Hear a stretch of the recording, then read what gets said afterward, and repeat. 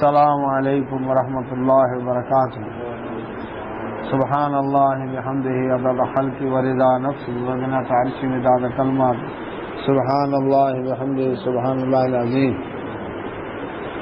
دوسرا پارہ شروع ہو رہا ہے سورہ بقرہ اور اس کی آیت نمبر ہے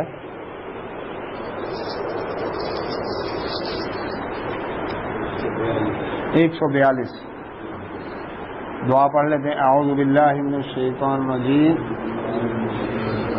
رب اشرح لی صدری ویسر لی امری واحلل عقدۃ من لسانی یفقہوا قولی. رب زدنی علما رب یسر ولا تعسر وتمم بالخیر وبک نستعین. اللهم صل على محمد وعلى آل محمد كما صليت على إبراهيم وعلى آل إبراهيم إنك حميد مجيد. اللهم بارك على محمد وعلى آل محمد كما باركت على إبراهيم وعلى آل إبراهيم إنك حميد مجيد. أعوذ بالله من الشيطان الرجيم. سيقول السفهاء من الناس ما ولاهم عن قبلتهم التي كانوا عليها قل لله المشرق والمغرب يهدي من يشاء إلى صراط مستقيم. دوسرا پارہ شروع ہو رہا ہے سورہ بقرہ آیت نمبر 142. اعوذ باللہ من الشیطان الرجیم. سیقول ان قریب کہیں گے السفہاء بے وقوف لوگ من الناس لوگوں میں سے ما کس چیز نے واللہم ان کو موڑ دیا ہے ان قبلتہم ان کے قبلہ سے اللہ وہ جو کانوا تھے علیہا جس پر. اللہ سبحانہ و تعالی نے یہاں پر ایک واقعے کی طرف اشارہ کیا ہے. نبی کائنات محمد رسول اللہ صلی اللہ علیہ وسلم مکہ مکرمہ سے ہجرت کر کے جب مدینہ منورہ پہنچے تو اللہ کے نبی صلی اللہ علیہ وسلم 16 یا 17 مہینے تک بیت المقدس کی طرف منہ کر کے نماز پڑھتے رہے. علیکم السلام. دوسرا پارہ شروع ہو رہا. بیت المقدس کی طرف یہودی بھی منہ کر کے نماز پڑھتے تھے. رسول اللہ صلی اللہ علیہ وسلم مکہ مکرمہ میں تھے تو مشرکین کا قبلہ تھا بیت اللہ. اس طرح منہ کر کے اپنی عبادت کرتے تھے. رسول اللہ صلی اللہ علیہ وسلم جب بیت اللہ میں تھے اس وقت تو بیت اللہ کی طرف منہ کر کے نماز پڑھتے، لیکن جب ہجرت کر کے مکہ سے مدینہ آئے تو آپ کی کوشش ہوتی تھی اہل کتاب کے ساتھ موافقت کرتے تاکہ مشرکین سے مخالفت ہو جائے. اچھا، اب بیت المقدس کی طرف منہ کر کے یہودی کیوں نماز پڑھتے تھے؟ بات یہ ہے کہ اللہ سبحانہ و تعالی نے سب سے پہلے جو قبلہ ہے وہ ہے بیت اللہ. ان اول بیت وضع للناس للذی ببکۃ مبارکا وہدی للعالمین. سب سے پہلا گھر جو لوگوں کی عبادت کے لیے بنایا گیا کہ اس میں اللہ کی عبادت کریں وہ بیت اللہ ہے مکہ مکرمہ میں. آدم علیہ السلام عرفات کا میدان کہاں ہے؟ مکہ مکرمہ میں. جدہ کہاں ہے؟ مکہ کے ساتھ ہے. جدہ عربی میں دادی کو کہتے ہیں. اما حوا سلام علیہ کی طرف اشارہ ہے. اب انسانوں کی سب سے پہلی آبادی جو تھی وہ مکہ مکرمہ میں تھی، اس لیے اس کو ام القریٰ بھی کہا گیا، بستیوں کی ماں. کہ ساری بستیاں جتنی بھی ہیں یہاں سے شروع ہوئی ہیں. جس طرح ماں سے اولاد پھیلتی ہے نا، اسی طرح اس بستی سے ساری بستیاں انسانوں کی پورے بڑے آدموں تک پھیلی ہیں. اب آدم علیہ السلام جو عبادت کرتے تھے یہ بیت اللہ تھا. ان کا قبلہ بھی یہی تھا. اور یہ کئی دفعہ بیان کر چکا ہوں کہ تمام انبیاء علیہ السلام کی شریعت میں عقیدے کے اعتبار سے توحید، رسالت اور قیامت یہ عقیدہ مشترکہ رہا ہے. عبادات میں نماز، روزہ، زکوٰۃ، حج اور قربانی یہ بھی تمام انبیاء اور رسول اللہ علیہ السلام کی شریعت میں مشترکہ رہی ہیں. ٹائمنگ کا فرق ہو سکتا ہے، طریقہ کار کا فرق ہو سکتا ہے، لیکن بہرحال یہ عبادتیں رہی ہیں. اور تیسرے نمبر پر اخلاقیات یہ بھی تمام انبیاء رسول اللہ علیہ السلام کی شریعت میں مشترکہ رہی ہیں.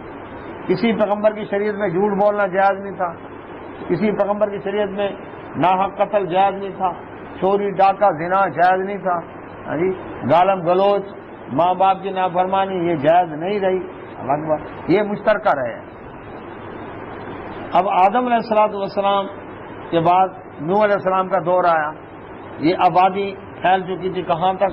وہ عراق تک. میسوپوٹیمیا دنیا کے نقشے میں سب سے پہلا یہ ملتا ہے کہ وہاں تک انسانی آبادی پھیلی، دجلہ و فرات کی زمین تک. اس کے بعد نوح علیہ السلام کے دور میں طوفان آیا. اب اللہ ہی جانتا ہے کہ کتنا عرصہ پھر ویرانی رہی. ظاہر بات ہے عمارت شہید ہو گئی. پھر قوم عاد کا دور آ گیا. ہود علیہ السلام پیغمبر تھے. قوم عاد کے علاقے کون سے تھے؟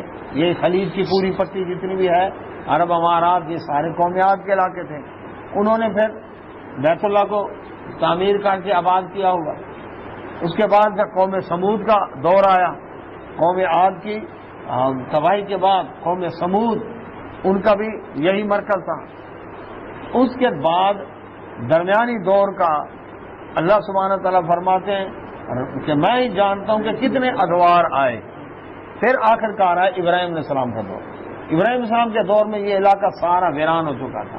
بیت اللہ کی عمارت شہید ہو چکی تھی اور ایک اونچا ٹیلا تھا. صحیح بخاری میں حدیث ہے یہ ٹیلے کی شکل تھی. تو اللہ تبارک و تعالیٰ نے ابراہیم علیہ السلام کو یہاں بھیجا. وہ اپنی فیملی کو یہاں شفٹ کر کے گئے. زمزم کا کنواں دریافت ہوا اور اس کے بعد لگ بھگ یہ حاجر السلام علیہ اور اسماعیل علیہ السلام یہیں پر پلے. بنو جرہم قبیلہ یہاں پر آیا. یہ ساری تفصیل بیان ہوئی تھی. بنو جرہم قبیلہ آباد ہوا، ایسا ایسا آبادی بنی. پھر ابراہیم علیہ السلام کو حکم ہوا بیت اللہ کی تعمیر کا. تو انہوں نے جب تعمیر کی اس وقت کے بعد سے اب تک پھر الحمدللہ بیت اللہ آباد ہے. مختلف ادوار میں اس کی توسیع ہوتی رہی ہے، تعمیر و مرمت کا کام ہوتا رہا ہے اور یہ انشاءاللہ آباد رہے گا قیامت تک. نبی صلی اللہ علیہ وسلم فرمایا ایک وقت آئے گا سب سے آخر میں کہ ایک حبشی پتلی پنڈلیوں والا وہ بیت اللہ کو شہید کرے گا. اس وقت اللہ کا نام لینے والا کوئی نہیں ہوگا. حج منسوخ ہو چکا ہوگا. جب اللہ کا نام ہی کون نہیں لے گا تو حج کون کرے گا؟ نماز کون پڑھے گا؟ تو طواف کون کرے گا؟ اس لیے تو اس وقت بیت اللہ شہید کیا جائے گا.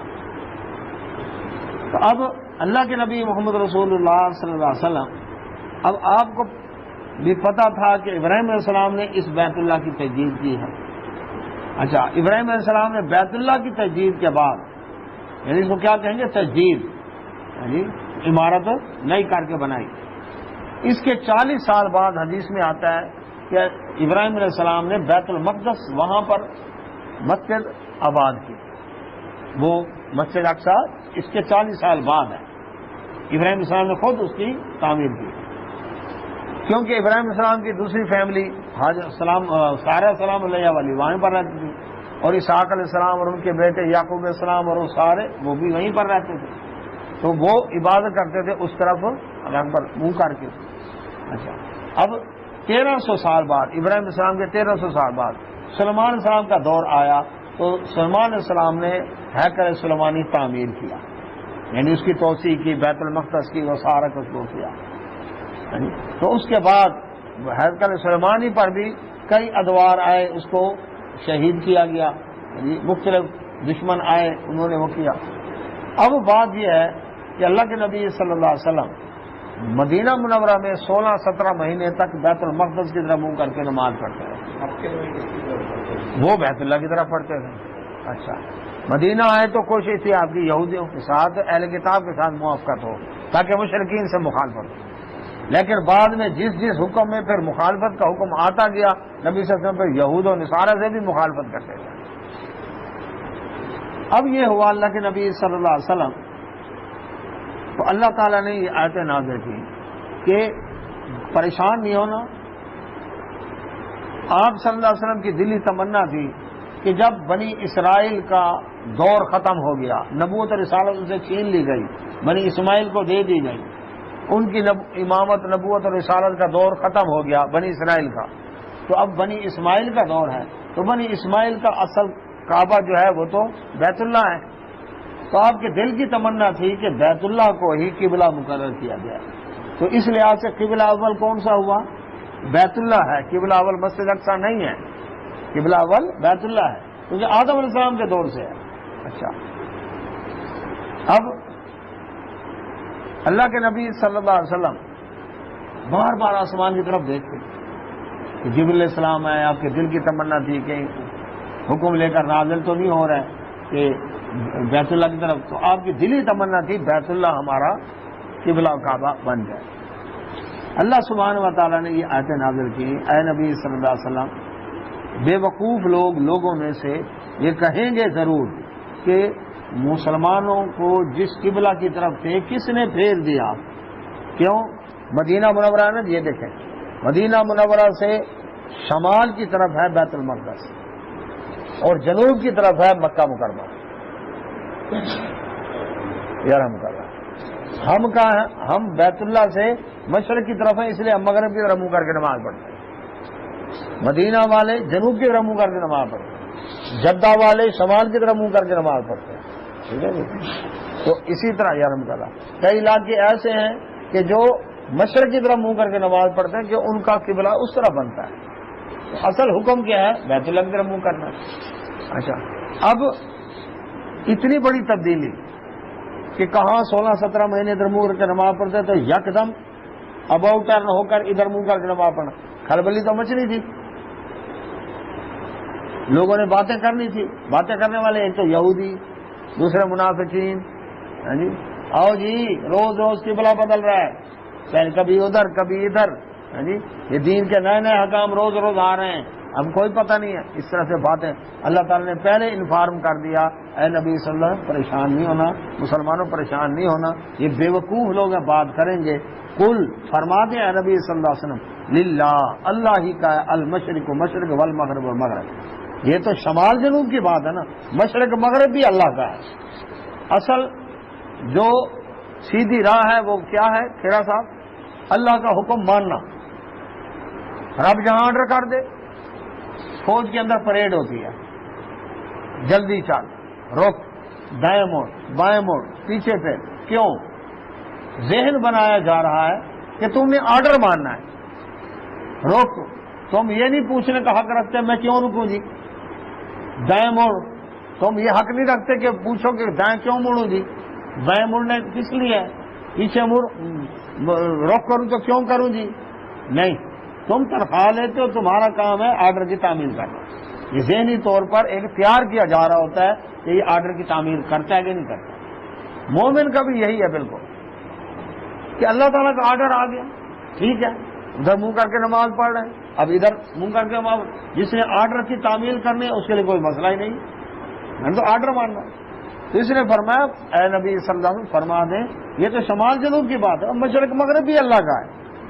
یہدی راہ دکھاتا ہے من یشاء جس کو وہ چاہتا ہے، الی صراط مستقیم سیدھے راستے کی طرف. اب سیدھا راستہ کون سا ہے؟ جو اللہ بتائے گا. اللہ سبحانہ و تعالیٰ جو بتائے گا وہ ہوگی راہ سیدھی.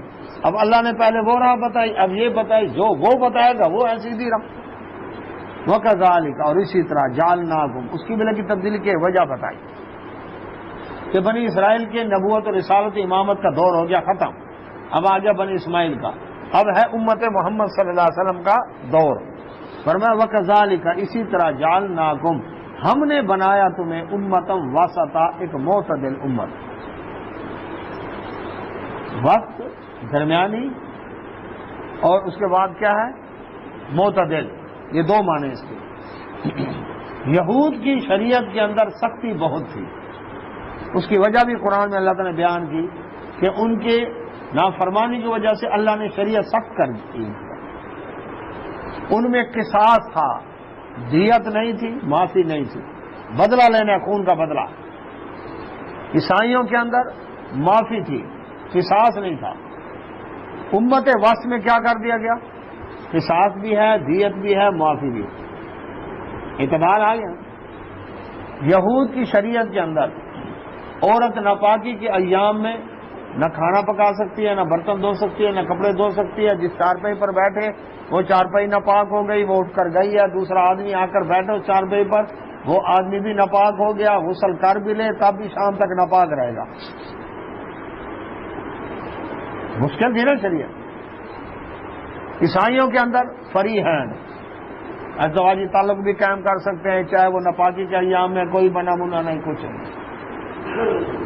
امت وسط کے اندر کہا نہ، ازدواجی تعلق منع ہے، انٹرکورس منع ہے، لیکن کھانا پکائے، برتن دھوئے، اسی طرح سے برتن کپڑے وغیرہ دھوئے، گھر کے اندر رہے، کوئی مسئلہ نہیں۔ صرف نماز اس کے اوپر معاف ہے، روزے کی قضا دے گی، مسجد میں نہیں آ سکتی، اعتکاف بیٹھے تو اعتکاف ختم ہو جائے گا اس کا، بیت اللہ کے طواف کے لیے نہیں آ سکتی، صفا مروہ دوڑ سکتی ہے کیونکہ صفا مروہ بیت اللہ سے باہر ہے، حج کے باقی سارے مناسک ادا کر سکتی ہے۔ اب یہ امت معتدل ہو گئی نا، درمیان نرم ہو گئی۔ یہود کی شریعت میں تھا کہ عیسیٰ علیہ الصلوۃ والسلام کی نبوت اور رسالت کا انکار کرتے تھے۔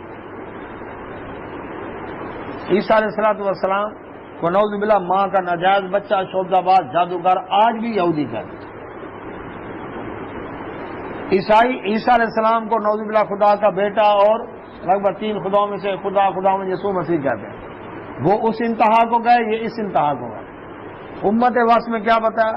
نہیں، نہ وہ اللہ ہیں، نہ اللہ کا بیٹا ہے، نہ خود رب ہیں، بلکہ کیا ہیں؟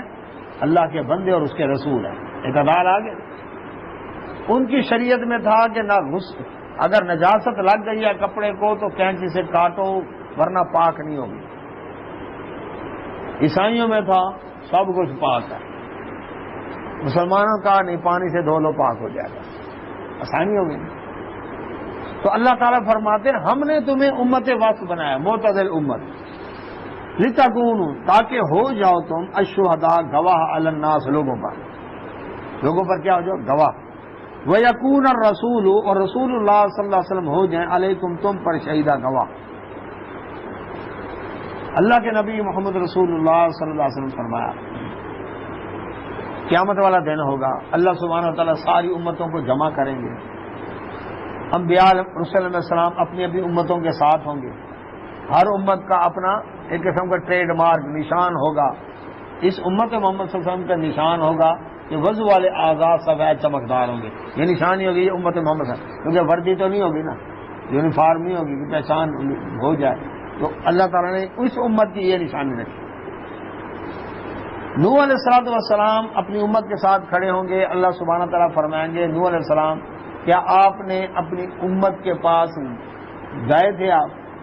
جی ہاں، اللہ گیا تھا، میں نے ان کو سمجھایا تھا، دین کی دعوت دی تھی، تیرے احکام بتائے تھے، 950 سال لگا دیے میں نے، دن رات ایک کر دیا۔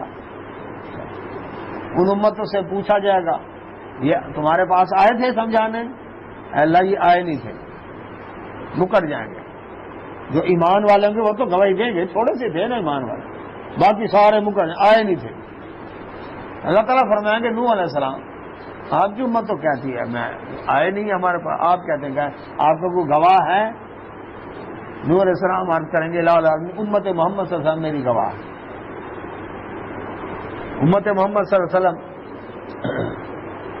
کا جب نام آئے گا تو وہ نوح علیہ السلام کی امت بولے گی، الہ العالمین امت محمد صلی اللہ علیہ وسلم تو آئی سب سے آخر میں، وہ کیسے گواہ بن سکتی ہے؟ اللہ تعالیٰ پوچھیں گے اس امت سے، ہاں جی تم گواہی دیتے ہو نوح علیہ السلام گئے تھے اپنی قوم کے پاس؟ جی اللہ ہم گواہی دیتے ہیں۔ تم تو آخر میں آئے، تم کیسے گواہی دے رہے ہو؟ اب یہ کہیں گے الہ العالمین تو نے اپنے نبی محمد صلی اللہ علیہ وسلم پر قرآن نازل کیا، اس کے اندر تو نے فرمایا کہ نوح علیہ السلام اپنی قوم کے پاس گئے تھے، ہم ایمان لائے، واقعی وہ گئے تھے، کیونکہ خبر کا ذریعہ سچا ہے، تیرا قرآن سچا، تیرا نبی سچا، لے آنے والا جبرائیل سچا، تیری ذات بھی سچی۔ اللہ کے نبی صلی اللہ علیہ وسلم نوح علیہ السلام اور اپنی امت پر گواہی دیں گے کہ اے اللہ میری امت بھی ٹھیک کہہ رہی ہے اور نوح علیہ السلام بھی ٹھیک کہہ رہے ہیں، یہ واقعی گئے تھے ان امت پر. یہ ہے گواہی جو قیامت والے دن رسول اللہ صلی اللہ علیہ وسلم دیں گے. یہ حدیث کے اندر ہے. دنیا کے اندر بھی گواہی ہے. اللہ کے نبی محمد رسول اللہ صلی اللہ علیہ وسلم ایک جنازہ دیکھا آپ نے، لوگ کہہ رہے تھے بڑا واجب ہو گئی، جہنم واجب ہو گئی اس پر، بڑا غلط آدمی تھا. نبی صلی اللہ علیہ وسلم نے فرمایا واجب ہو گئی. ایک اور جنازہ گزرا، لوگوں نے کہا بڑا اچھا آدمی تھا، نیک صالح تھا، آپ صلی اللہ علیہ وسلم فرمایا واجب ہو گئی. صحابہ نے پوچھا وہ جنازہ آیا آپ نے فرمایا واجب ہو گئی، یہ آیا آپ نے فرمایا واجب ہو گئی، کیا واجب ہو گئی؟ فرمایا تم لوگ ہو دنیا میں اللہ کے گواہ. جنہوں نے کہا نا یہ بڑا گندا آدمی تھا، انہوں نے گواہی اس کی زندگی کی دی ہے نا. زیادہ تر لوگوں نے، ایک کہا تو دشمن ہوتا ہی ہے نا بندے کا، اس کی بات نہیں. یہ زیادہ تر لوگوں نے کہا بڑا شکر ہے خاص کم جہاں پاک، بڑا ہی ظالم تھا، بڑا یہ تھا، فراڈیا تھا، یہ تھا وہ تھا. نبی صلی اللہ علیہ وسلم فرمایا اس پر جہنم واجب ہو گئے. لوگوں نے گواہی دی ہے نا اس کی. اور دوسرا جو جنازہ گزرا، لوگوں نے کہا بڑا اچھا آدمی تھا، بڑا متقی تھا، جی نیک آدمی تھا، صالح تھا. لوگوں نے اس کے عمل کی گواہی دی. نبی صلی اللہ علیہ وسلم فرمایا اس پر واجب ہو کیا جنت، کیونکہ تم نے گواہی دی ہے.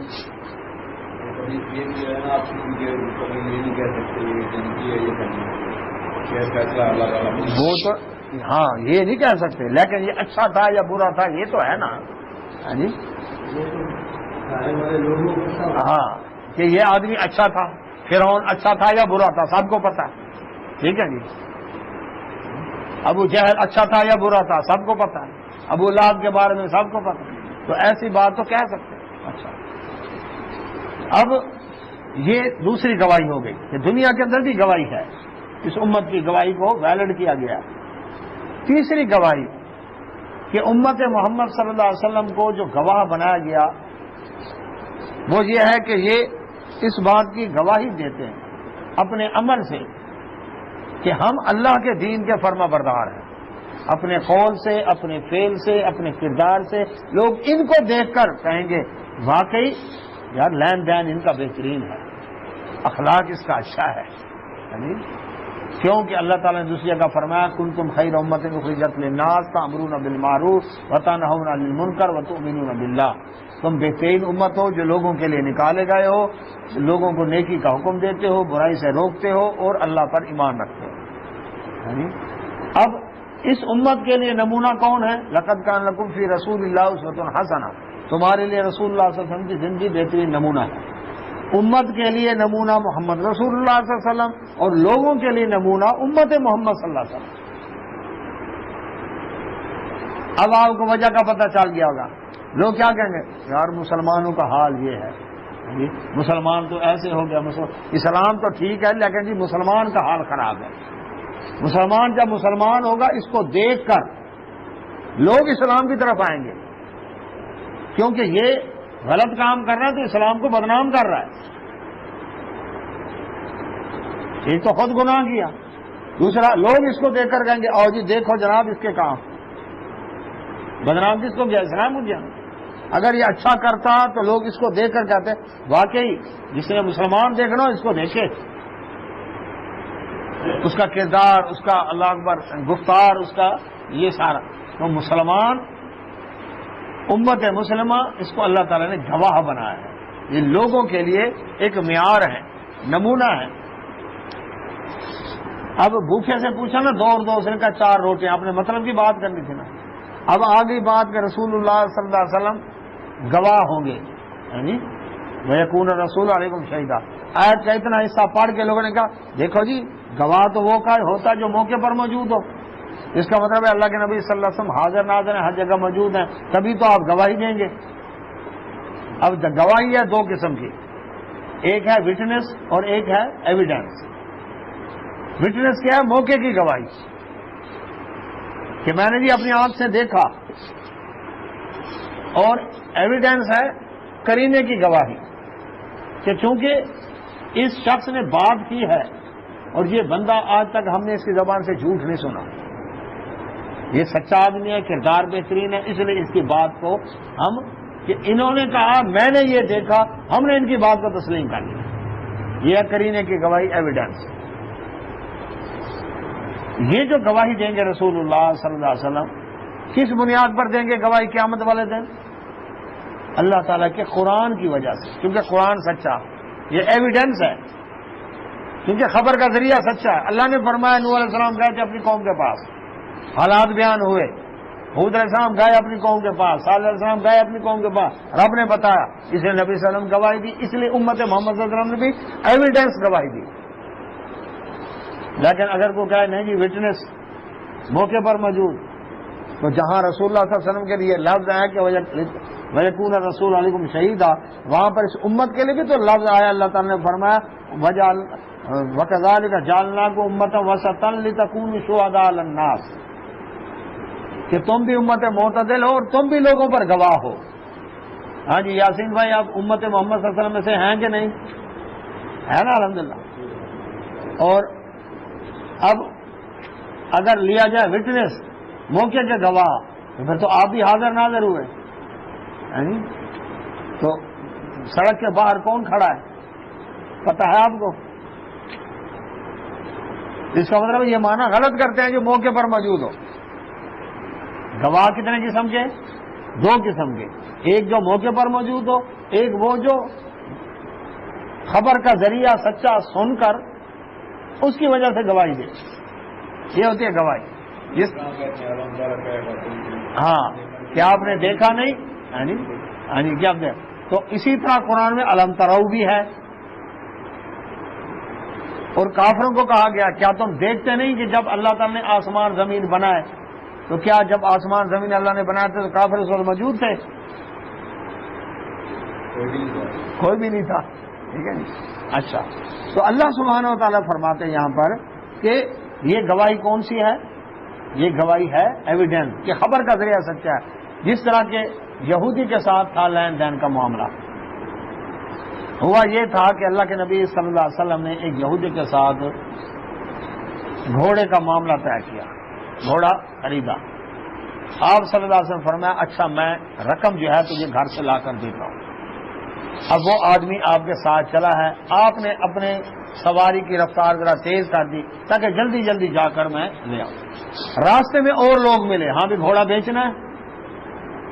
اب نبی صلی اللہ علیہ وسلم کی رقم سے زیادہ لوگوں نے رقم لگا دی. اب اللہ کے نبی صلی اللہ علیہ وسلم کو جب پتا چلا کہ یہ کہتا ہے جی ٹھیک ہے جی میں تمہیں دیتا ہوں, آپ نے کہا تم تو میرے ساتھ سودا کر چکے ہو.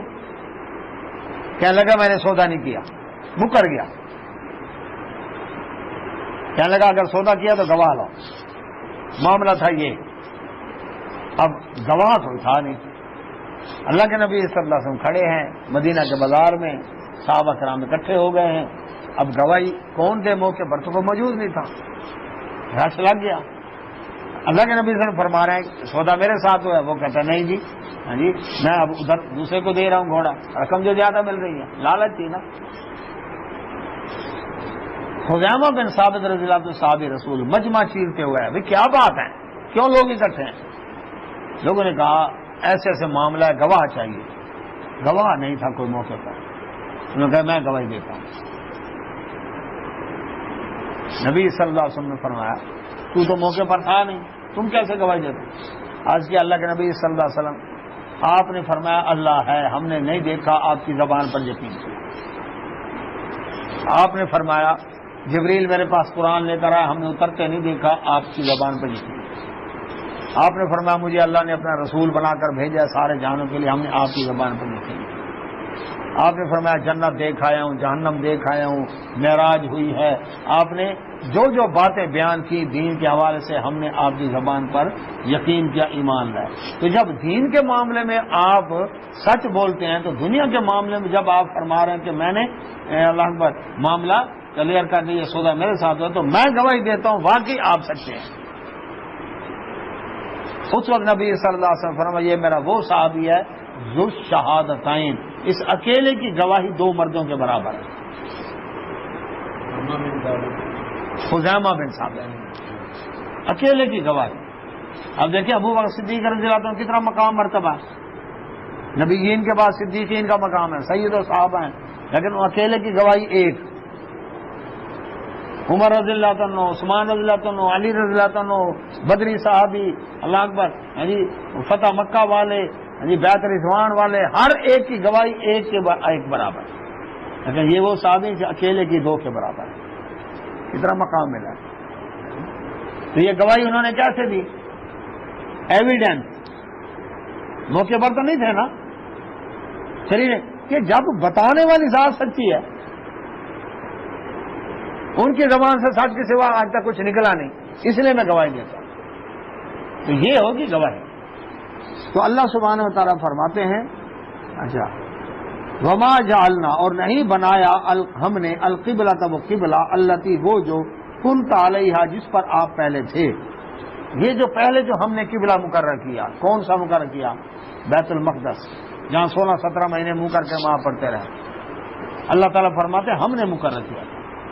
قرآن میں کوئی آیت ایسی نہیں ہے حافظ صاحب جس میں ہو کہ اللہ تعالیٰ نے بیت المقدس کی طرف منہ کر کے نماز پڑھنے کا مسلمانوں کو حکم دیا ہو. آیت ہے نہیں. رب فرما رہا ہے میں نے قبلہ مقرر کیا.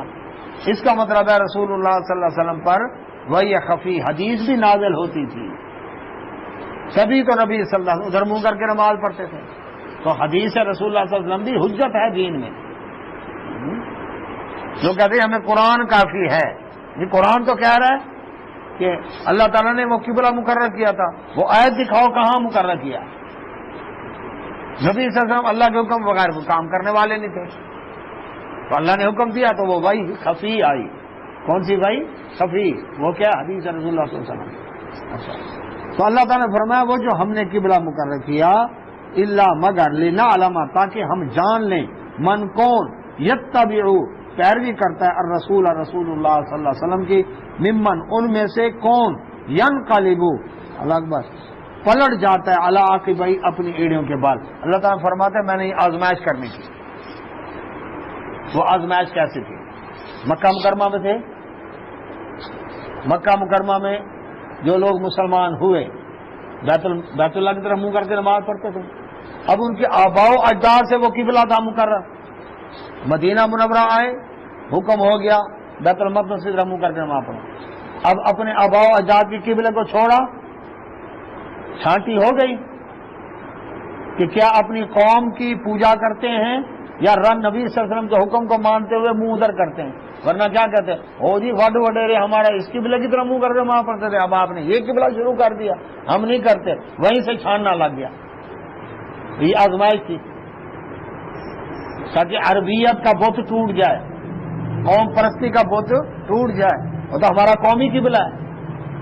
آزمائش ہو گئی. ادھر جب آئے مدینہ منورہ میں, اب کئی دوسرے جو مسلمان ہوئے اوس و خزرج والے دوسرے قبیلے, اب بیت المقدس کی طرح منہ کر کے نماز پڑھ رہے ہیں. اب آرڈر ہوا اس کو چھوڑو, اب ادھر منہ کر کے پڑھو. اب ان کا امتحان ہو گیا کہ ہاں جی بیت المقدس کو محبوب رکھتے ہو یا بیت اللہ کی طرف. تو اللہ سبحانہ و تعالیٰ کے نبی صلی اللہ علیہ وسلم, اللہ اکبر, اللہ تعالیٰ نے فرمایا یہ امتحان تھا کہ کون رسول اللہ صلی اللہ علیہ وسلم کی پیروی کرتا ہے اور کون نافرمانی کرتے ہوئے الٹے پاؤں پھر جاتا ہے. فرمایا وَإِن كَانَتْ, اور نہیں ہے, لَكَبِيرَةً, یہ کام مشکل, الا مگر, عَلَى الَّذِينَ, ان لوگوں پر, حد اللہ, جن کو اللہ نے ہدایت دی. اللہ تعالیٰ نے فرمایا یہ کام ہے بڑا مشکل, لوگوں کی باتیں سننا. اب دیکھیں نا جی ہم مغرب کی طرح منہ کر کے نماز پڑھتے ہیں, لیکن بالفرض کسی دن کوئی شخص بھول کے مشرق کی طرف منہ کر کے نماز پڑھ رہا اور باہر سے گزرتا کوئی دیکھے, کتنا شور مچے گا. آؤ جی نئی بات سنو, جنگل کی آگ کی طرح بات پھیل جائے گی. نیا قبلہ بن گیا جی ان کا قبلہ ہی پھیر گیا. بالکل اسی طرح وہاں پر تھے حالات کہ باتیں ہونی تھی. تو اللہ سبحانہ وتعالی فرمایا کام تو ہے بڑا مشکل, لیکن جن کو اللہ نے ہدایت دی ان کے لیے مشکل نہیں. یا ان نہیں کے معنوں میں آگا, کیونکہ آگے اللہ آ رہا ہے. وہ ان, اور نہیں, کانت ہے لکبیرۃ, یہ کام مشکل, اللہ مگر, علی الذین ان لوگوں پر ہدی اللہ جن کو اللہ نے ہدایت دی ان کے لیے مشکل نہیں ہے. کیوں؟ انہوں نے تو آرڈر کی تعمیل کرنی ہے کہ جو رب آرڈر دے گا ہم نے وہ ماننا. وما کان اللہ.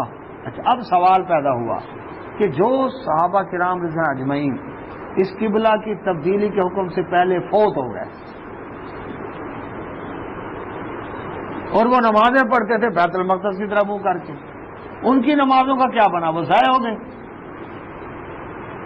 ٹھیک ہے.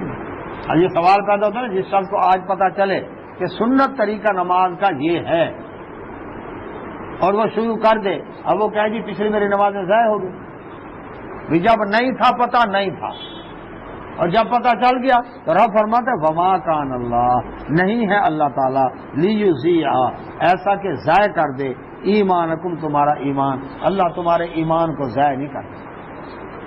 یہاں نماز کو ایمان کہا، اس لیے نبی صلی اللہ علیہ وسلم فرمایا کہ مومن و کافر کے درمیان فرق ہی نماز ہے. کیوں؟ حج کرے گا استطاعت والا زندگی میں ایک دفعہ، روزے آئیں گے رمضان میں سال کے بعد، زکوٰۃ دے گا سال کے بعد صاحب نصاب. رہ جاتی امیر غریب کے لیے نماز، اور نماز بھی نہ پڑھے تو باقی رہ کیا گیا؟ نماز مومن کافر میں فرق ہے. اچھا اب فرمایا اللہ تمہارا ایمان، اور نماز کو اللہ نے قرآن میں ایمان کہا ہے. تو نماز ایمان تمہارا ضائع نہیں کرے گا. کیوں؟ وہ تو آرڈر آنے سے پہلے فوت ہوگا. جب آرڈر آ گیا اب نہ مانے تب جرم ہوگا. جب آرڈر نہیں آیا تھا تو وہ جرم ہی نہیں تھا. ان اللہ بے شک اللہ تعالیٰ بالناس لوگوں پر لرؤوف البتہ شفقت کرنے والا ہے، رحیم رحم کرنے والا ہے. اس لیے اللہ تبارک و تعالیٰ ان کے ایمان کو ضائع نہیں کرے گا، ان کا اجر ثابت ہے. قد نرا تحقیق ہم دیکھ رہے ہیں تقلبا آپ کا بار بار پلٹ پلٹ کر وجہ کا آپ کے چہرے کو فی السماء آسمان کی طرف بار بار اٹھانا دیکھ رہے ہیں. کیوں دیکھ رہے تھے اللہ کے نبی صلی اللہ علیہ وسلم؟ تاکہ جبرائیل علیہ السلام آ تو نہیں رہے قبلہ کی تبدیلی کا حکم لے کر، تو آپ کے دل کی تمنا تھی کہ بیت اللہ قبلہ مقرر ہو جائے. تو اللہ تعالیٰ نے فرمایا ہم آپ کا چہرہ آسمان کی طرف اٹھنا دیکھ رہے ہیں. اس سے یہ بھی معلوم ہوا کہ اللہ سبحانہ و تعالیٰ ہر جگہ موجود نہیں. ہر جگہ ہوتے تو نبی صلی اللہ علیہ وسلم آسمان کی طرف کیوں دیکھتے؟ اللہ تعالیٰ ذات کے لحاظ سے عرش کے اوپر ہے اور صفات کے اعتبار سے کائنات کے ذرے ذرے پر کنٹرول کیا ہوا ہے. شہرت کے بھی قریب ہے، دلوں کے راز بھی جانتا ہے، یعنی پکڑنے پر بھی قادر ہے، دیکھتا ہے، جانتا ہے، سنتا ہے. لیکن ذات کے لحاظ سے کہاں ہے؟ عرش. اس لیے نبی صلی اللہ علیہ وسلم معراج والے رات کہاں گئے؟ اوپر گئے. اگر رب ہر جگہ ہے ذات کے اعتبار سے ہے، اوپر جانے کی ضرورت نہیں تھی. رب تو ہر جگہ. یہ رب ذات کے لحاظ سے ہر جگہ، یہ عقیدہ شرک کا باعث بنا. ہندو نے کہا بت بھی تو ایک جگہ ہے، اس کے اندر بھی رب ہے، اس میں بھی بھگوان ہے. یعنی اس نے کہا سلیم میں ہے، اس نے کہا سورج میں ہے، اس نے کہا چاند میں ہے، اس نے کہا بن دل بر شکل جہان ہے، ہر صورت عین ہے، ہر چیز رب ہے. نہیں، بلکہ کیا ہے؟ اللہ تعالیٰ ذات کے لحاظ سے عرش کے اوپر اور صفات کے اعتبار سے کائنات کے ذرے ذرے پر کنٹرول کیا. تو اللہ سبحانہ و تعالیٰ فرماتے ہیں ہم آپ کا چہرہ بار بار آسمان کی طرف اٹھتا دیکھ رہے ہیں. فَلَنُوَلِّيَنَّكَ ہم ضرور پھیر دیں گے آپ کو قبلتاً اس قبلہ کی طرف ترضاہا جو آپ کو پسند ہے اے محبوب صلی اللہ علیہ وسلم. یا نبی صلی اللہ علیہ وسلم کی خواہش کو اللہ تبارک و تعالیٰ نے قرآن کا حصہ بنا دیا. آپ پسند کر رہے ہیں نا اس قبلے کو، تو ہم نے آپ کی خواہش کے مطابق اس قبلے کی طرف آپ کو پھیر دیں گے. فولی اب آرڈر آ گیا، بس پھیر دیں وجہ کا اپنا چہرہ شطرہ طرف مسجد الحرام، مسجد حرام کی طرف. مسجد کو حرام کیوں کہا گیا؟ حرام دو معنوں میں ہے. ایک حرام ہے نجاست کے اعتبار سے، خنزیر حرام، کتا حرام، شراب حرام، جوا حرام، یہ نجاست کی وجہ سے. ایک حرمت ہوتی ہے تقدس کی وجہ سے. ماں سے نکاح حرام، محرم کہا گیا نا، تقدس کی وجہ سے. بہن، بیٹی، خالہ، پھوپھی، بھانجی، بھتیجی سے، ساس بہو سے نکاح حرام، ان کی حرمت کی وجہ سے، تقدس کی وجہ سے، ناپاکی کی وجہ سے نہیں. مسجد حرام، حرمت والی مسجد. کیا مطلب؟ یہاں لڑائی جنگ کرنا حرام. اس کا مقصد کیا؟ حرمت والے مہینے، ان مہینوں میں جنگ کرنا حرام. احرام، حاجی اور عمرہ کرنے والا احرام باندھتا نا، احرام وہ ایک لباس، دو چادریں. احرام کا کیا مطلب ہے؟ اب زیب و زینت حرام، شکار کرنا حرام، خوشبو لگانا حرام، میاں بیوی کا ازدواجی تعلق حرام. اس کا مطلب یہ ہے. تو مسجد حرام سے مراد مقدس مسجد، حرمت والی مسجد، وہاں لڑائی کرنا. تو ہم آپ کا چہرہ پھیر رہے ہیں مسجد حرام کی طرف. اچھا اگر ہوتا نا فولی وجہ کا الل مسجد الحرام، پھر ہمیں پابندی کرنی پڑتی سیتا رکھ کے بالکل مسجد حرام کی سیدھ پکڑو. اللہ تعالیٰ کو پتا تھا میرے بندوں کے لیے ممکن نہیں، کیونکہ کرۂ ارض پر ہر طرف پھیلے ہوں گے. تو اللہ تعالیٰ نے فرمایا مسجد حرام کی طرف. اب طرف کیا ہے؟ سائڈ. اب دیکھیں یہاں سے ہے قبلے کی جو طرف ہے وہ کتنی بنتی ہے؟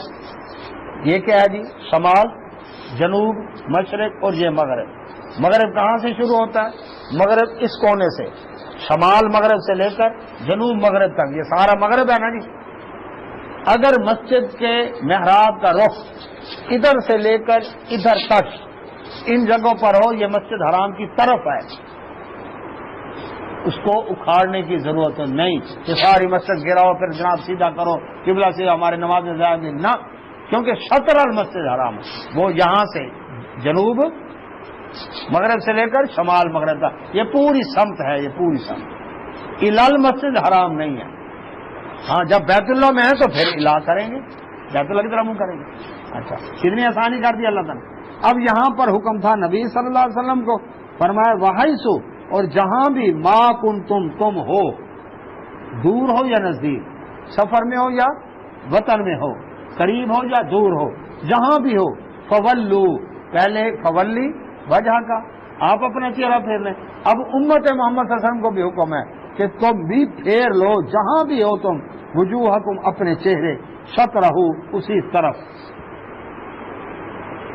پہلے نبی صلی اللہ علیہ وسلم کو حکم ہوا، اس کے بعد پوری امت کو حکم ہوا. وَإِنَّ الَّذِينَ، بے شک وہ لوگ، اوتوا الکتاب، جن کو کتاب دی گئی، لَيَعْلَمُونَ، البتہ وہ جانتے ہیں، أَنَّهُ الْحَقُّ، کہ یہ قبلہ حق ہے، من ربہم، ان کے رب کی طرف سے. ان کی کتابوں میں نشانیاں موجود ہیں، پتہ ہے ان کو کہ ابراہیم علیہ السلام نے وہ پہلے بنایا تھا. بیت المقدس بعد میں تعمیر ہوا ہے، بیت اللہ پہلے تعمیر ہوا ہے. ابراہیمی قبلہ جو ہے وہ ہے جو مکہ مکرمہ میں ہے، ان کو پتہ ہے. تو اللہ سبحانہ و تعالیٰ نے فرمایا یہ کیا کریں گے؟ وہ لوگ جن کو کتاب دی گئی ان کو پتہ ہے کہ یہ ان کے رب کی طرف سے حق ہے. وَمَا اللَّهُ، اور نہیں اللہ تعالیٰ بغافل غافل عما یعملون، جو وہ عمل کرتے ہیں. یعنی کہ اس کے باوجود یہ مانیں گے نہیں اس قبلے کو. کیوں؟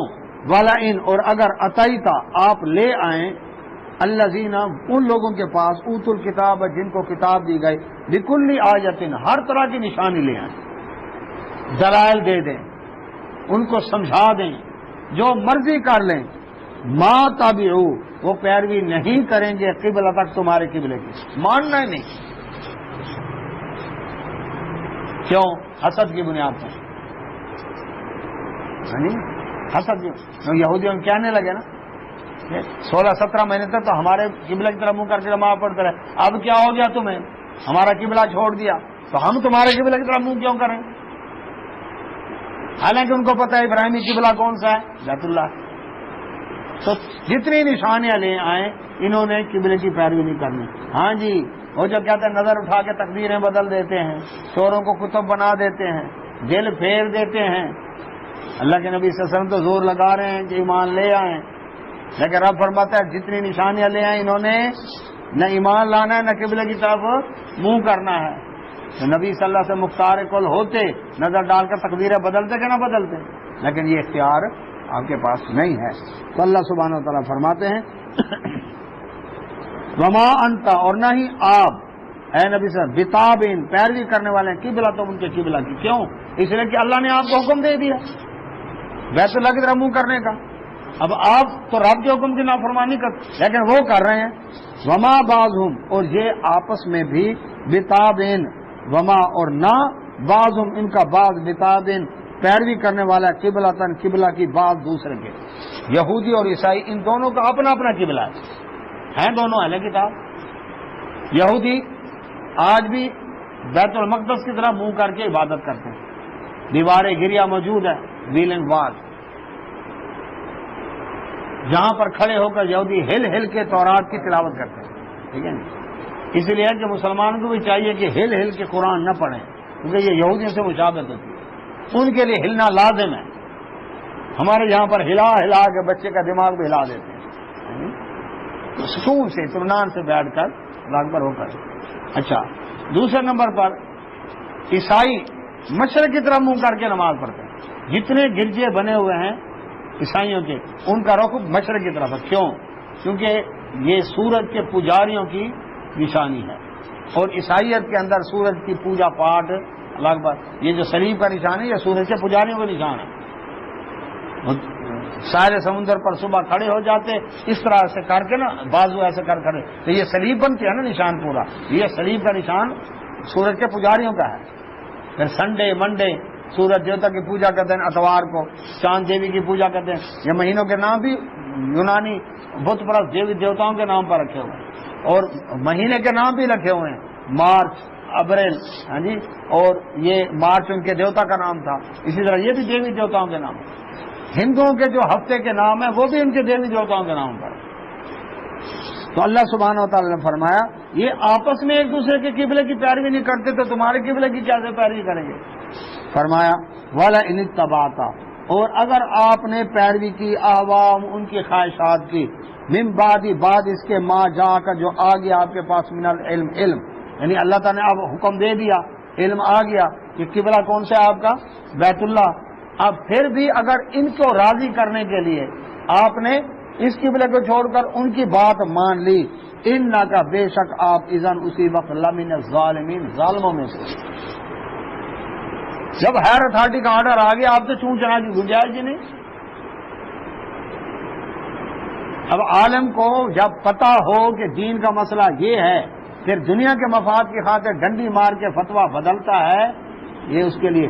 جب نبی صلی اللہ علیہ وسلم کے لیے رعایت استثناء نہیں تو دوسرے کے لیے کیسے ہوگی؟ ہر جی کیا ہے جی، کتنی بدعتیں نکال دی. یہ میلاد منا رہے ہیں، یہ تازیے کھڑے کر دیے، یہ قبریں کھبے بنا دیے اوپر، اللہ پہ چادریں چڑھا دی اوپر، غسل دیا جا رہا ہے ان کو. بھئی کہاں لکھا ہے کہ ہر جی کیا ہے جی؟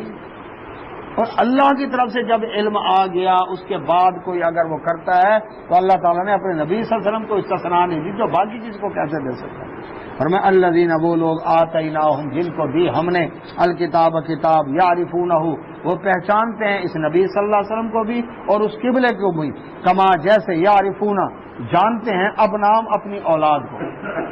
سکول میں چھٹی ہو نا، چھٹی کہتے ہیں ہم، سینکڑوں بچے سکول سے نکلے، ہائی سکول میں سے، اپنے بچے کو دور سے پہچان لیتا، یہ میرا بیٹا آ رہا.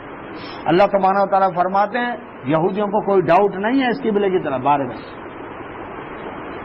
عیسائیوں کو بھی کوئی ڈاؤٹ نہیں ہے نبی صلی اللہ علیہ وسلم کی نبوت و رسالت کے بارے میں، بالکل جانتے ہیں پہچانتے ہیں کہ یہی حق ہے. لیکن مسند احمد میں ایک حدیث ہے، جدہ کے پاس ایک شخص تھا صحابی، کہتے ہیں نبی صلی اللہ علیہ وسلم ابھی اعلان نبوت نہیں کیا تھا، کہتے ہیں میں جدہ میں تھا، وہاں اہل کتاب کی کوئی مجلس تھی، اس مجلس کے اندر ایک یہودی عالم کھڑا ہوا اور اشارہ کر کے کہنے لگا مکہ اور یمن کی طرف، کہنے لگا اس علاقے سے ان قریب ایک نبی آنے والا ہے.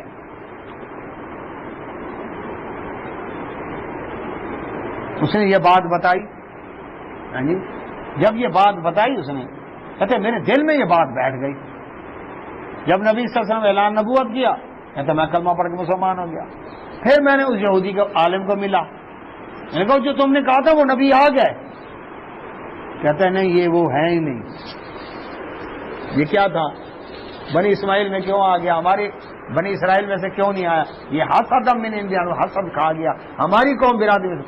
انہوں نے کہا پہلے تو خود ہی تو نشانیاں بتاتا تھا اس نبی کی، تو نے خود ہی تو اشارہ کیا تھا، اب جب وہ آ گیا اب نہیں مانتا. کہتا نہیں یہ وہ ہے ہی نہیں. اللہ تعالیٰ فرماتے ہیں یہ جانتے، جان بوجھ کے یہ کر رہے ہیں. وَإِنَّ، اور بے شک فریقم، ایک گروہ، منہم، ان میں سے، لَيَكْتُمُونَ، البتہ چھپاتے ہیں، الحق، حق کو، وَهُمْ يَعْلَمُونَ، وہ جانتے جان بوجھ کے حق چھپا رہے ہیں. سارے نہیں. کیوں؟ عبداللہ بن سلام رضی اللہ عنہ یہود کے عالم اسلام قبول کر گئے. اہل کتاب نجاشی رضی اللہ عنہ نے اسلام قبول کیا، نبی صلی اللہ علیہ وسلم کی وفات پر غائبانہ جنازہ پڑھا۔ اسی طرح سے صہیب رومی رضی اللہ عنہ عیسائی تھے، اسلام قبول کیا۔ اسی طرح سے سلمان فارسی رضی اللہ عنہ مجوسی تھے، اسلام قبول کیا۔ اسی طرح سے اللہ اکبر تمیم داری رضی اللہ عنہ عیسائی تھے، انہوں نے اسلام قبول کیا۔ تو اللہ تعالیٰ نے ساروں کو ایک لائن میں نہیں لگایا، فرمایا ان میں سے کچھ ہیں جو حق چھپاتے ہیں اور جان بوجھ کے چھپاتے ہیں۔ فرمایا الحق کو، حق جو ہے میرے رب کا، تیرے رب کی طرف سے ہے، جو سچ آتا ہے وہ ہے تیرے رب کی طرف سے۔ وہ فلا تکونن، اور نہ ہو جائیں آپ اے نبی صلی اللہ علیہ وسلم من الممترین، شک کرنے والوں میں سے، آپ اس معاملے میں قطعاً شک نہ کریں۔ وَلِكُلِّ وِجْهَةٌ، ہر ایک کے لیے اللہ سبحانہ تعالیٰ فرماتے ہیں مقرر کیا گیا ہے قبلہ، ہوا مولیہا، وہ اس کی طرف منہ پھیرتا ہے۔ وجہتن کا معنی ایسی جگہ جس طرف آدمی عبادت کے وقت منہ پھیرے، اپنا چہرہ ادھر رکھے، اس لیے اس کا معنی قبلے کا، کہ ہر اللہ سبحانہ وتعالیٰ فرمائے ہر امت کے لیے قبلے کی ایک جگہ مقرر کر دی جس سے اس میں منہ پھیرنا ہے۔ تو ایمان والو فاستبقوا الخیرات، تم نیکیوں میں سبقت کرو۔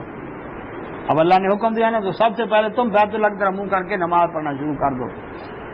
اینما تکونوا، جہاں بھی تم ہوگے، یاتی، لے آئے گا بکم، تم سب کو اللہ تعالیٰ جمع اکٹھا کر کے۔ کوئی مشرق سے منہ کر کے مغرب کی طرف بیت اللہ کی طرف منہ نماز پڑھے گا، کوئی مغرب سے بیت اللہ کی طرف منہ کر کے نماز پڑھے، کوئی شمال میں کھڑا ہو کر بیت اللہ کی طرف منہ کر کے نماز، کوئی جنوب میں کھڑا ہو کر بیت اللہ کی طرف منہ کر کے، تم سب کی نمازوں کو اور تم سب کو اللہ قیامت والے جمع کرے گا۔ یہ نہیں کہ شاید اس کی نماز کی ویلیو کم ہے، اس کی زیادہ، قطعاً ایسا نہیں ہوگا۔ فرمایا اللہ سبحانہ وتعالی ان اللہ، بے شک اللہ تعالیٰ، علی کل شیء قدیر، ہر چیز کے اوپر قدرت رکھتا ہے۔ ومن حیث خرجت، جہاں سے بھی تم نکلو، فولی وجہک، اپنا چہرہ پھیر لے، شطر المسجد الحرام، مسجد حرام کی طرف، وانہ، بے شک وہ للحق، حق ہے من رب، تیرے رب کی طرف سے، وما اللہ، اور نہیں اللہ تعالیٰ بغافل، غافل اما تعملون، جو تم عمل کرتے ہو۔ ومن حیث خرجت، اور جہاں سے بھی تم نکلو، فولی وجہک، پھیر لو اپنا چہرہ، شطر المسجد حرام، مسجد حرام کی طرف، وحیث، اور جہاں بھی ما کنتم تم ہو، فولوا وجوہکم، پھیر لو اپنے چہرے شطر اس کی طرف۔ 6 دفعہ یہاں پر آرڈر آیا، 6، کیوں؟ تاکہ مسلمانوں کو یقین ہو جائے کہ واقعی اب یہی قبلہ ہے، اب قطعاً گنجائش نہیں ہے۔ جب آپ ایک دفعہ کہیں گے ملازم کو، دوسری دفعہ 6 دفعہ کہیں، بات پکی ہو گئی نا، اب اس میں کوئی گنجائش نہیں ہے تبدیلی کی۔ اچھا، پھر فرمایا اللہ سبحانہ وتعالی قریب ہو یا دور، سفر میں ہو یا وطن میں ہو، جی اسی طرح سے مرد ہو یا عورت ہو، جی تو اب اس میں قبلہ کی منسوخی کا کوئی چانس ہی نہیں ہے۔ 6 دفعہ آرڈر آ گیا۔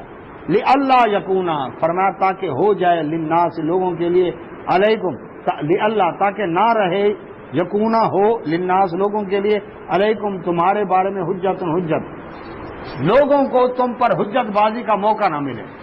6 دفعہ آرڈر کر دیا، اس لیے کیوں؟ یہود کے کتابوں کے اندر تھا کہ آخر زمانے میں جو نبی آئے گا اس کا قبلہ بیت اللہ ہوگا۔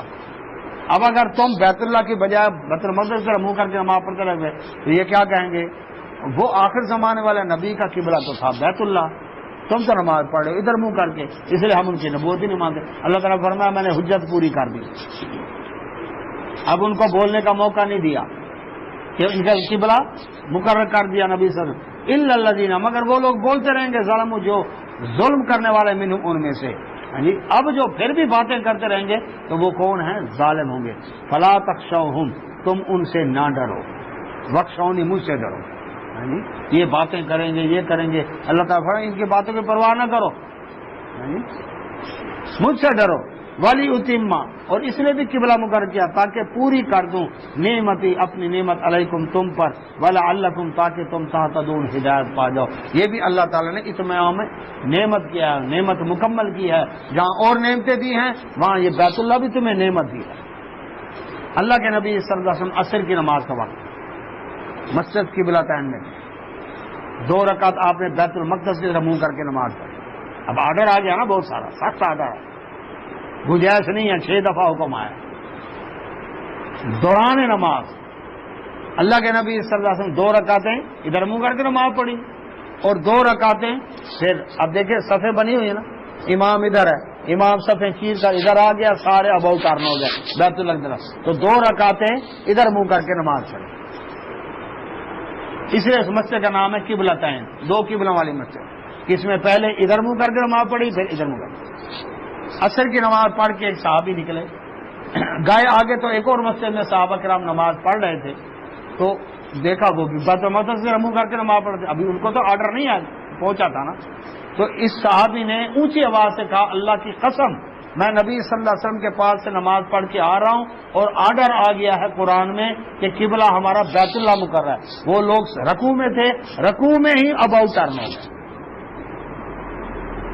تیسری حدیث، دوسرے دن ایک صحابی صبح کی نماز کے وقت گزرے مسجد قباء کے پاس، تو لوگ بیت المقدس کی طرف منہ کر کے نماز پڑھے. تو اس صحابی نے کہا میں اللہ کی قسم کھا کر کہتا ہوں کہ اللہ کے نبی صلی اللہ علیہ وسلم پر رات قرآن نازل ہوا ہے کل، اور اس کے اندر یہ ہے کہ بیت اللہ قبلہ مقرر کر، تو وہ لوگ بھی بیت اللہ کی طرف منہ کر کے. اس سے یہ بھی امام بخاری رحمۃ اللہ نے باب باندھا کہ ایک شخص، خبر واحد، ایک شخص بھی اگر بات کر دے تو لوگوں نے دوران نماز بھی اس کی بات تسلیم کر کے قبلہ تبدیل کر لیا. اللہ اکبر، اصل قبلہ کی طرف آ گئے اور اس سے نماز ٹوٹتی نہیں. اس سے معلوم ہوا کہ مثلا میں جا رہا ہوں، میں کہتا ہوں دستار صاحب کو نماز پڑھ رہے ہیں، میں کہتا ہوں جناب آپ تالا لگا دیجیے گا، اونچی آواز سے کہہ دوں، انہوں نے سن لیا کہ ان کی نماز ٹوٹے گی نہیں، کیونکہ جواب تو نہیں دیا نا انہوں نے. تو ایسی بات فلاں آ رہا ہے، فلاں بیٹھا ہے، جلدی کریں، یہ کوئی نماز پڑھتے ہوئے کو یہ بات کہہ سکتا ہے، اس نے سن لیا بس بات ختم ہو گئی. تو اللہ سبحانہ و تعالیٰ کے نبی صلی اللہ علیہ وسلم اس طرح سے اگر بیت اللہ جو آپ کی دلی تمنا تھی کہ قبلہ یہ مقرر ہو جائے، آپ کی دلی تمنا اللہ نے پوری کی. اللہ سے دعا اللہ سے توفیق عطا فرمائے. واقع دعوانا الحمد للہ سبحانک اللہم وبحمدک اشہد ان لا الہ الا انت استغفرک و اتوب الیک. جزاک اللہ.